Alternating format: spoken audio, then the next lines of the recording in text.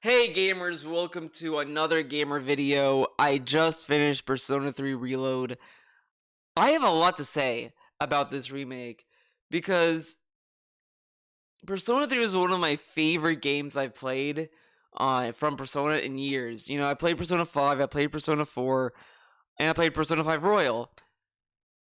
And I always thought Persona 5 was going to be the game I was going to like way more because it was the first, but no. Persona 3 is far better in every way imaginable. I think it's a much better experience. It has a better story, better cast, better music, better atmosphere, better everything. Everything about Persona 3 is just better, and it has a better challenge to it. I remember playing Persona 3 FES, and it felt like a very challenging game that was kind of fun to go through. Uh, and I've seen a lot of people debate about difficulty in Persona, and it seems to be getting more and more like Persona's becoming an easier game.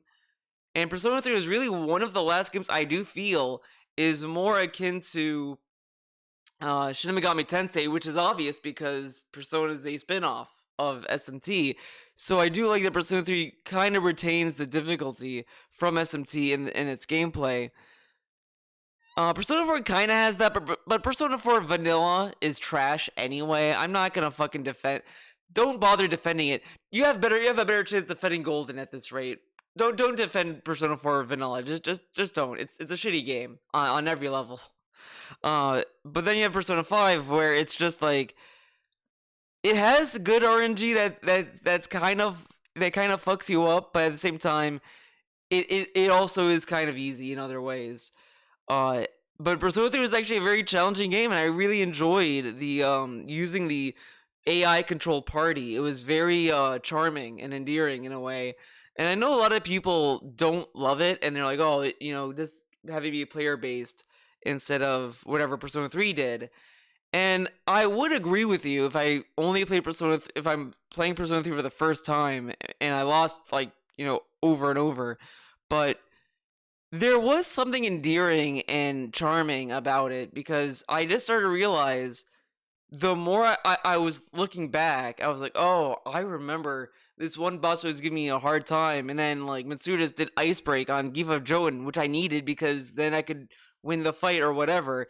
Like there was a level of enjoyment out of just the sheer chance of your party either working with you or just fucking around. So I do kind of like that aspect of it. When they were remaking this game, I knew they were not going to do that. I knew that wasn't going to carry over because no one would want it. Like, because obviously Atlus wanted to remake Persona 3 to get either more people to play it or, to give it another chance of life in the marketplace. So it wouldn't make sense for them to go back on such an old school design that people today may not appreciate or give it a chance. So a lot of people were like holding out hope for that, but I was like, it's not gonna happen. It's gonna be player based, and that's gonna be it. And you have like tactics options, sure, but at least from what I was reading, it's not the same. Like it's not the same balance as it was in FES because the whole game is different. Uh, so there's that. The story is the same, 1-to-1. I do like the story, and it's really good in here. I love that they actually did in-game graphic cutscene. I don't know how to in-engine cutscenes, I guess, like Persona 5. I do like that they threw that in, and they also have the animated cutscenes. I think is animated by the same studio that did Spy Family. So that's a good animation studio to use, in my opinion. They do a pretty good job animating, and I think they did really good with Persona 3's cutscenes. So I was very happy that the story is 1-to-1. They didn't try to revamp it or change it in any way. The stuff that they did add was smaller sub stories with the party members, like with Akihiko, Junpei, Aragaki a little bit, and I do like that. These additions are really nice because it expands more on the character's backstory that is more than just window dressing. Like the one thing that I was kind of like worried about was that these were just going to be like kind of nothing dialogue. Like, oh, Akihiko's going to talk to you about protein all day, and then you're going to hang out with Mitsuru doing tea time. Well, she's going to say, she's like very professional or whatever, and no, you get more of an insight on the character that is more like supplemental to the main story, which I really liked. You know, you go through Akihiko's memories a little bit more about his sister and all this other stuff, which is actually really interesting to the character. And a lot of this stuff feels like it felt like stuff that would have been in the original but was cut or something. But the fact that this was made for this game, it was actually like a nice breath of fresh air. The only issue I had with it, honestly, was it distracted me from doing the S links. So in my streamed playthrough, I don't think I did a lot of them. I did very like as far as I wanted. It's like I didn't do as much as I wanted. You know, there was a lot of S things I left unfinished, and some I didn't even start. So it's like, I'm not really happy with the S Link progress I had, but a lot of that was because I was so like interested in the new stuff that they threw in, like the study time stuff for the exams, which also help you bump up your stats as well. So this stuff was actually really nice to have, but it did get in the way of me of doing S Link. So I don't know the cutoff for the new content. Like how long can you put off hanging out with Akihiko? For example, I don't know. And some of these hangouts that you get, they give you gameplay perks. Like if you hang out with Yukari a few times, she gets cheaper healing. She then gets like a faster theurgy gauge or whatever. Like she gets different like traits that are worthwhile getting. So it's like, okay, so this is why I was like very not doing the S links in my playthrough, because I just want to do the new stuff. So I do like that aspect of it. The music. I have to talk about the music. Persona 3's soundtrack is one of the best soundtracks Atlus has put out in any of their games. SMT3 has a good soundtrack. SMT5 is pretty good, but Persona 3 is just the GOAT. I don't know what was going on with the soundtrack. The new tracks that they threw in are all really good. I almost liked all of the new tracks. The intro theme, the color your night or whatever, the one that plays at nighttime, that's really good. The new battle theme is great. Love the new battle theme. But the remade versions of the original songs, at best, they're okay. They're pretty solid and enjoyable. At worst, they're just bad. Mass Destruction, one of the most iconic battle themes in any Persona game, got butchered. Now, unfortunately, that theme did grow on me, and I kind of liked it a little bit more than when I first heard it. But I don't know why Atlus just doesn't want to sell the original Persona 3 soundtracks as DLC for Persona 3 Reload. I don't know why. You could buy the soundtracks for Persona 4 and 5, and honestly, those just seem like out of place. I can't imagine listening to Last Surprise or whatever the fuck Persona 4 has. I think it's like fight for truth man. I don't remember. For some reason the name of the song is like escaping me. Fight for the truth. Reach out for the truth is vanilla, but I think they got the one for golden now, because no one talks about vanilla anymore because it's trash. But anyways, but Mass Destruction is so like iconic, and it's so like it's bad. The singer, I don't want to say that the singer is bad. I think because like again, she's good in other songs. I think really what it is, she just doesn't fit in Mass Destruction's tempo at all.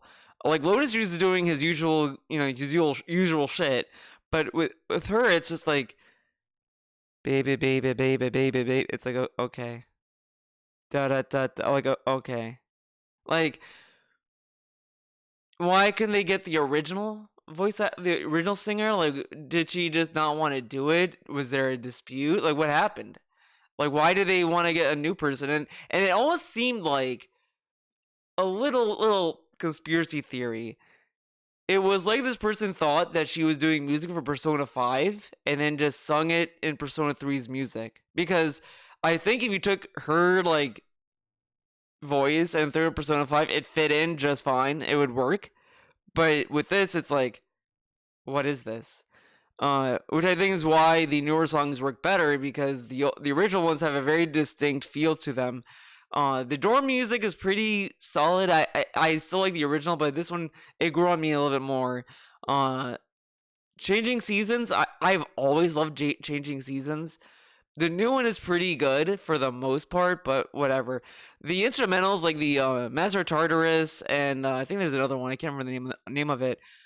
A lot of people I saw in my stream chat saying like, "Oh, these are bad," and it's like these sound pretty good. They don't sound that like jarring to me. There was just some moments where I thought they just put the original in, but it's like it's the reload version of it. And I do think the reload version of those are pretty good. Again, these are all instrumentals, so I think that's why it works better than the new version of Mass Destruction, for example. Uh, the visuals, I think overall the game looks great. The lighting is off. I think it's way too bright. I would recommend turning the brightness down like 5 notches down. Because it looks a little bit better when it's a little bit darker. It's too light. But other than that, the music is whatever. It's not atrocious. To me, it's like as long as it's not atrocious, I'm not like oh fuck this, whatever. And so I could say that about Persona 3 Reload, but the story is, as I said, I think is 1-to-1. For the most part, I think it's a very solid story. I love the story. It's funny. When I was playing this game, it's like it was hitting the same notes and the same like chords with me. I was like, oh fuck, this is fucking great. Uh, the dynamic between Yukari and Mitsuru is great. I love their conflict and how they resolved it and worked together. Like it it really reminded me why I love Persona 3 more than the other Persona games because especially with Persona 4 starts off with just everyone saying how the main character is such a cool guy and we all want to be him and all this other stuff, and it's just like whatever. And Persona 5 does that too to an extent, but Persona 3 is the only one that felt like they treated the main character like a person. Like, okay, this guy, whatever. He seems pretty cool, right? Okay, whatever, whatever. You had Junpei wanting to be the leader for a while, and then like, whatever. I do like the dynamic. I mean, everything I love about FES is in this. It's like, oh man, the character dynamics are so good. The voice cast. I do want to bring up the voice cast. A lot of people were torn when they first announced that they were changing everyone's voices, pretty much. And I always go in the mindset like, if you're gonna change the voice, they have to be good. If they're not equivalent or even close, don't bother. And it's just it's very, very, very, very like you gotta get it right. I do think Akihiko, unfortunately, he is the only one that kind of got the short end of the stick. He's not bad, but it was just kind of like this. It just doesn't hit the same. Like it just seems very weird. Like if Akihiko was like 40 years old, it would make sense. And I've seen a lot of people say that about Yukari's voice actress, but she fits better in my opinion.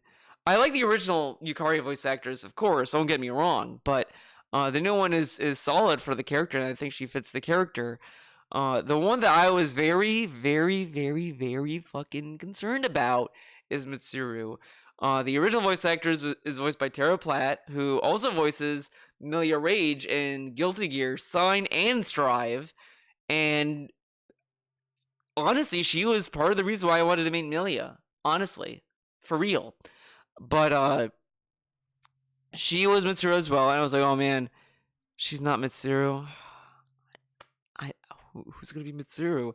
And they got the voice actor, don't remember her name, but she was Dorothea in Fire Emblem Three Houses, which at first I was like, that's a very weird like voice to get from, because Dorothea is very like, Dorothea, you know who she is. I was more expecting Edelgard if anything, but no, it was Dorothea.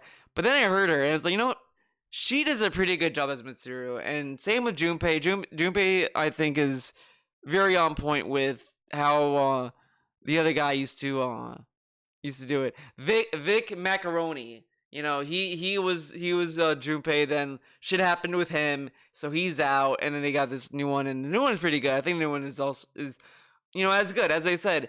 If you're gonna replace voices, at least try to make them sound either similar or like they're or better or something. And they did that with the majority of the cast. So I enjoyed it. I was more forgiving of the new voices. Now, controversy time. They do have the youngster, Young Yeah, in the game. I know, shocker, but he plays an S-Link character. Now, I did not like him in Yakuza at all when he was Kiryu. He did not fit that character at all. He just doesn't have the main guy voice, to be honest. He just doesn't. As a S-Link character, he's only like marginally better. Like I think he fits more in these little like NPC characters more than main characters, which it I guess it does sound like an insult, but I didn't like every time I was playing Yakuza dubbed, I was like, man, like it doesn't hit the same.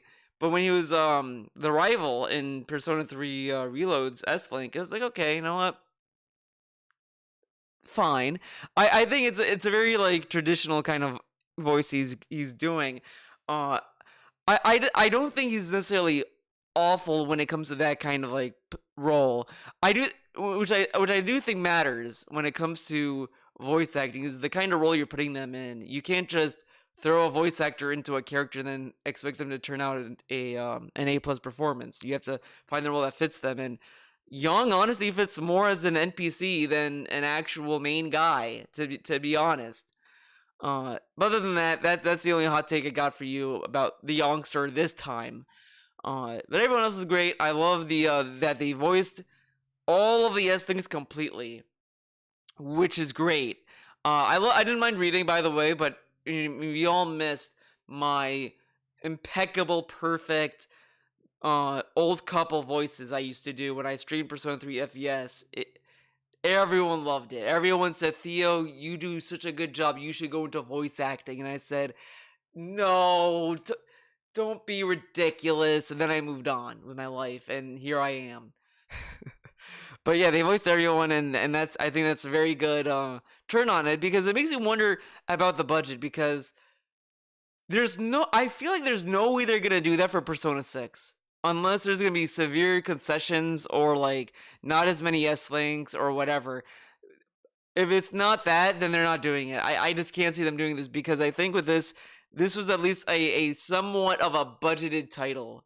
To be fair, which I think is fine. They use the budget to their advantage. I don't think it needed anything crazy. Maybe just fix the fix the music, maybe. But other than that, I think it does well for that. The gameplay. Now, this is where I'm gonna delve a lot of time into, because this is where I started to kind of go back and forth a lot on things. They added a new feature called Theurgies, which you get a little later on in the game. By the time Fuka joins your party, you will get Theurgies enabled. And I liked the idea. When they first introduce you to Theurgies, it's like, okay, these are like where the fusion spells go, or the partner spells, whatever they used to. I think they were called fusion spells in FES. Those are now Theurgies for the main character, which is a good substitution. I have nothing against that. I think that's a good idea. This will encourage you more to get more personas, and you don't need them both in your party either. Once you have them, you have the Theurgy unlocked, which I think is fine. My issue with the Theurgies is that the more I played this game, the more I started to wonder how much did they really balance the game based on these Theurgies. Specifically, once you get Armageddon, which is a Theurgy you get from having Satan and Hillel, once you have those two, that Theurgy is insane. Like, I kind of don't know what they were thinking with this. You can one-hit bosses with it. It's a one-hit kill. Like, I fought the final boss, and I was like, I'm going to use the Armageddon, because, it's the final boss. There's no way it's going to insta-kill it. It insta-kills the final boss. And I'm like, Why? I use it against Elizabeth in the super secret boss, whatever, and that did not kill her in one hit. So she's the only boss in the game that can withstand Armageddon, which I get because she's supposed to be a very powerful boss and to be incredibly challenging. But I don't think there should be a move that can just one hit a boss like that.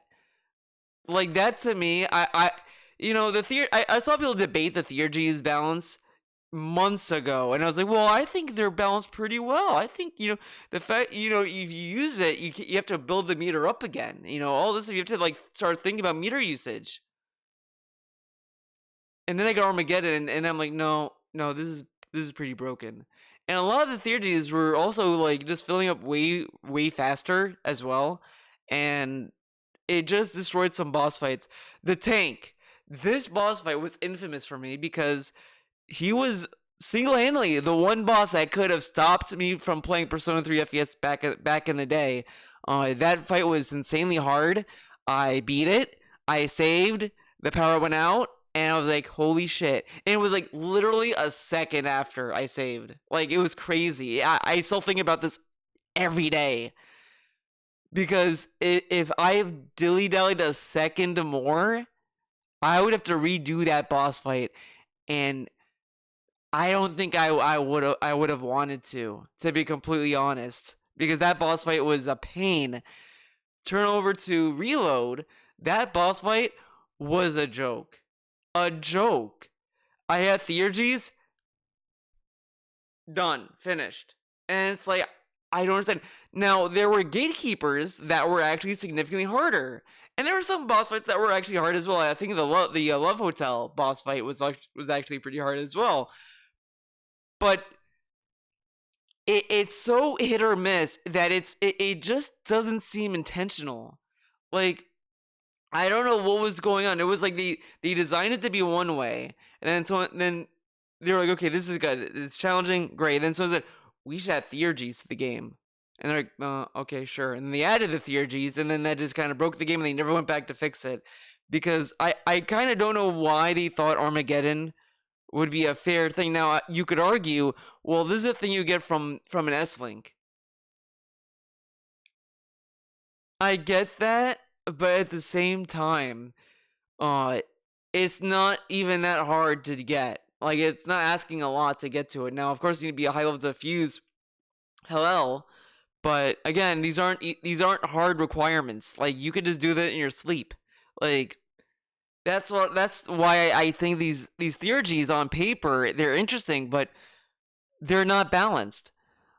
So the more I played it, the more I started to have a little less of a positive opinion on the Theurgies. It's like, man, and I don't want to do like no Theurgy run, and it's like, whatever. Now, I will say, also throw in, I don't even think I needed Armageddon to beat Nyx. I think Nyx would have been easy anyway, because none of the bosses at that point, the only bosses that were giving me a hard time were gatekeepers. Now, I would say, maybe in FES, this was the case for the most part.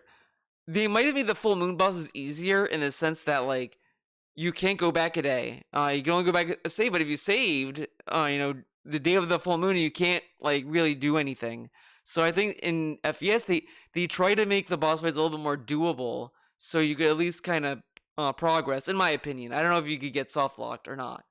But that shouldn't be true for this. The game gives you a rewind feature, like a literal rewind feature. You can rewind it to a previous day.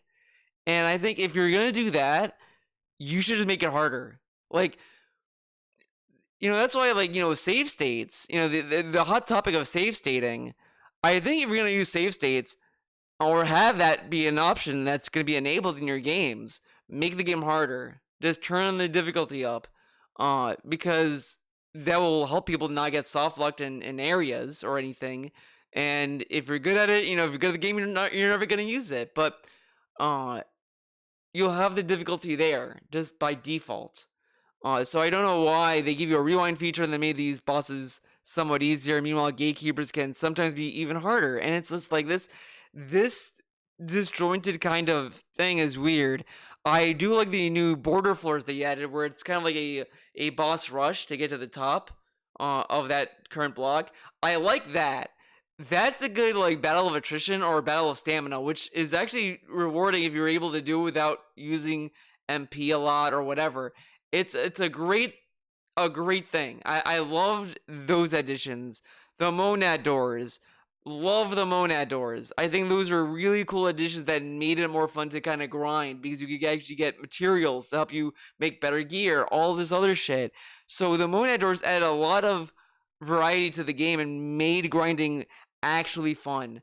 A lot of people like can argue about Persona 3 FES's grinding being very tedious and repetitive, but I think the Monad doors and the different floor layouts make the grinding much more refreshing and fun. A lot of times I was just going to Monad doors, and even though like I could one shot the boss there with like all my gear and shit, it was still fun to do it to get more stuff to sell or to craft. So I do like those additions. The Monad door is great. The Treasure Demon is great. All these things that they added are all like great additions, but the balance just isn't there. It's way too easy that it just it just feels like to me it's a symptom of the problems I'm having with current Atlas with their games. Persona is coming off more and more as a power fantasy game because Persona 3 you're literally playing the game in Reload specifically thinking I can fucking destroy bosses with this one weapon. Oh man, all this other shit like you really feel like you're just kicking ass in Persona 3 Reload, and it's made to be very easy almost. And I'm not like against making games easier, but I was playing on Merciless where criticals and weaknesses are doubled. Now, of course, that holds true for me and the enemy, but it's like that's just how it is. And I shouldn't sit there and be like, okay, Theurgy, I win. Like, I don't know. And I feel like the more I talk about more people about Persona's difficulty, it just seems bizarre because, when I played Persona 5 Royal, I was playing a Merciless on stream, and then I saw people like, well, Merciless is actually kind of an easier mode. You should go down to hard if you want to challenge because Merciless, it's like you could just kind of fucking steamroll the game. And I was like, I don't know, but like it's like a mode after hard, and they tell you like you can't like do anything. You can't go back to it once you downgrade, whatever. But the more I played Persona 5 Royal on Merciless, and this is a fresh file by the way. This wasn't like I'm using a New Game Plus file. I just sat there and was like, okay, yeah, I'm just gonna go back to hard. And I don't know why Persona just doesn't seem to have a hard mode. Now this is the only thing I will say, Retro, you're welcome. I do want to play Persona 4 Golden on the Steam Deck. Mostly because I heard that you could kind of tweak the difficulty mode, so I want to see like what that has as an offering, because if that is a very comprehensive like custom set that you can actually make it challenging and fun, then I kind of would want Alice to do that to all their games moving forward. I don't know why it would only be for the Steam version of Golden when they could just do this to everything. Because recently they released SMT5 Vengeance, which so far I've been having fun. I'm not that far into it. I just got to the second area after the Died building, and it has good challenge to it. It's hard, but I also just feel it's easier than SMT3, and SMT has like the reputation of being a hard game, like a stupid hard game. And SMT5 just feels like they kind of scale things back a little bit. And I don't know why. I'm not saying to make the game like fucking ball crushing hard, but like I don't know why, like it's just bizarre because I don't know, because the people who played Persona they're not going to play SMT, and I would have figured, in my opinion, when SMT5 came out, that was more evident. Because no one played SMT5 outside of people who like SMT. Like, didn't hear a lot of Persona fans be like, I play SMT5, guys. So like, I'm the only, if anything, I'm the only Persona fan that converted to being an SMT fan. Think about that. But yeah, I just feel like Atlus just doesn't know the balance of challenge with their games anymore. Like Persona could be the easier game, sure, but there should at least be some challenge to it if I'm looking for it. SMT should be challenging and all that, and I shouldn't feel like I have to concede some stuff to get to what SMT5 is. As I said, the one thing about SMT5, I wanna fucking know why the fuck is physical skills magic based? Why? Why? This is a little rant. I've been playing SMT5 and I'm just like still scratching in my head. Like I'm just doing like why are we doing this as magic? Dude, this is a physical skill. Why can't this take health? Like the whole point of having physical skills is so that if you're running low on SP, you have another option to have. And like and this is and you know this will go back to Persona 3 because the one thing I will say that FES got correct was player options, player agency. You could equip any weapon to the main character you want. Piercing weapon, slashing weapon, fist weapon, whatever the fuck. You could just give it to him and he'll use it. In Persona 3 Reload, he's stuck with the sword and he can never change his weapon. They changed that, which is bad in my opinion. Now I think the only reason why they did that in FES was because the party was computer based, so they wanted you to have the option to like have something you may not have access to that they may have access to, whatever. It's a layer of option that was so cool and unique, and they got rid of it in FES in Reload. They just got rid of it, and I don't know why. And SMT5 does that too. It removes some of the agency of what you want to do with the game, and it just doesn't make sense to me. Soul Hackers 2 also had that issue in a very roundabout way with the fucking demon fusing. Like, I don't know why these games are moving forward with like, let's take away some options that the player had in the previous game.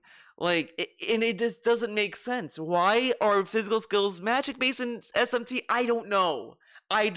Makes no sense. Persona 3 Reload, why does the main character cannot change his weapon? Why? So these are like the only grips I have with Persona 3 Reload, honestly.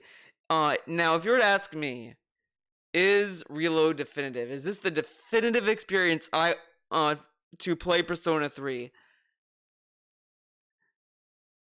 It's a mixed response, but mostly if you had a gun to my head, no. It's not. The definitive experience is Persona 3 FES. That to me is Persona 3. I like the new sprites that they have in Reload all the same, but there were some sprites in FES that were really cool. Like there was one that the one that was like a meme for a while that people were saying they removed Yukari's sauce. Oh no, and it was I think she was like trying out the maid outfit, and then she just kind of had like a I'm so done with it look, and they got rid of that in Reload, and it's like oh man, like come on. But yeah, I do think FES is the definitive experience. Now, if you were to honestly, as I said, I would love it. I would love it if Atlus just re-released FES onto major consoles. Just port it. I don't care. Just fucking do that. I'd buy it. Play it, have fun with it. Fuck portable. That's not definitive at all. I know a lot of people are gonna give me shit about this, I guess, but Persona 3 sucks as a visual novel. It just straight up sucks. And I would not recommend it at all. If you're gonna say, well, Theo, it has the female main character in it, that doesn't save it. The story is like the best part of Persona 3, like one of the major things that makes the game great. And you're gonna tell me I have to concede with like a visual novel version of it? Fuck that. No way. So FES is definitely the definitive version. I would recommend Reload all the same though. For people who never played Persona 3 before, and if they're really that opposed to the AI controlled party, or they're just opposed to finding a PlayStation 3 or emulating the game or whatever, then yeah, I would recommend Reload, or especially for newcomers. Hey, play Reload, and honestly, my hope is that Reload gets people invested or interested in playing the original FES, not portable, not fucking portable.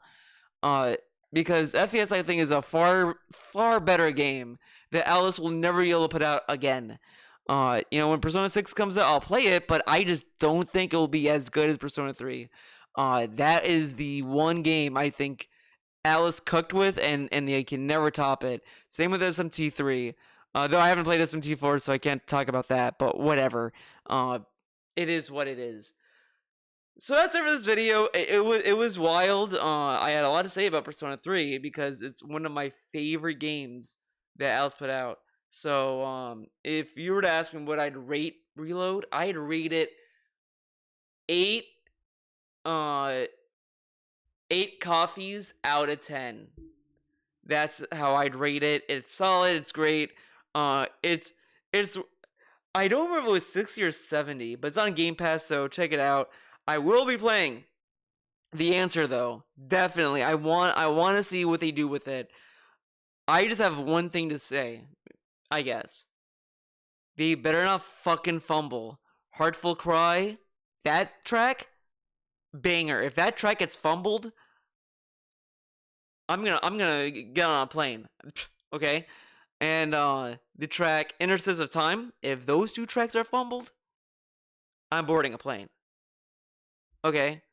And also just give us the mass destruction that was in The Answer in FES. Just do that. Just do that. You don't have to re-record it or anything. Just copy paste the file. Do it. Like, I just love Atlus was kind of like barely lazy with SMT3's remaster. The only thing they did was gave it voice acting, but the soundtrack was still condensed. It was like not compressed or whatever. It wasn't good quality, whatever. And then the lighting was whatever, and they just put it out. Atlus, you could do the one lazy thing for once, and people will clap. Just copy paste the soundtrack from The Answer from FES and put it into this DLC. Just do that, and you're done. It is kind of scummy though that The Answer is $30. Now I have a theory about this. Little bonus round here.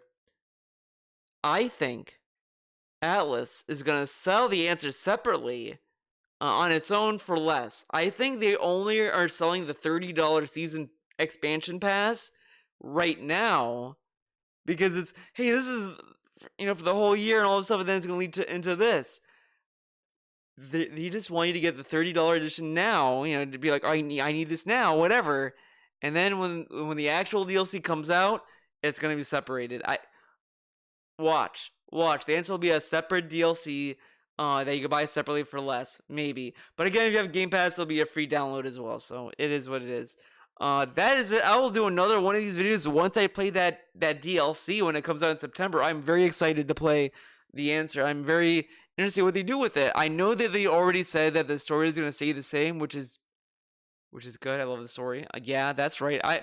I did a whole video on The Answer, okay? And you know my opinion of it.